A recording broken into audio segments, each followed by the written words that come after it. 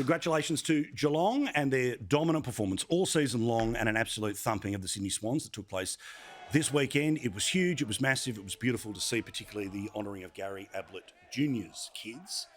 The celebrations, of course, made their way into beautiful Geelong today. It's a magnificent part of Australia. Look forward to coming and visiting sometime soon. But there's some bad news here.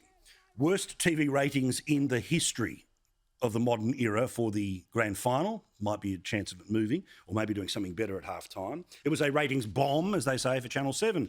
But spare a thought for the true victims of Sydney getting destroyed by Geelong this grand final. The Sydney Morning Herald.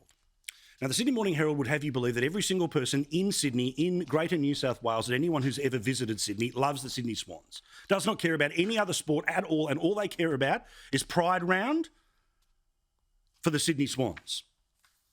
This is just some of their quote-unquote coverage. This is before they got towelled.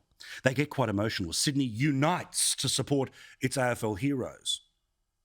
I don't know, 5 million people they didn't watch, let alone gathered in one city to watch.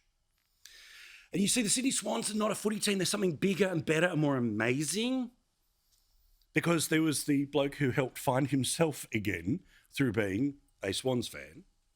And then there was the immediate gnashing of teeth when one of two things happened in a football game. They lost. This bloke wrote that someone has to lose the AFL Grand Final, but losing like this?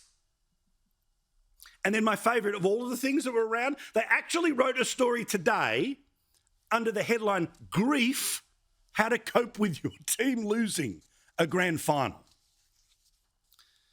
Wait till they work out that there's another grand final being played where maybe it's not about Paddington, instead it's about Penrith and Parramatta.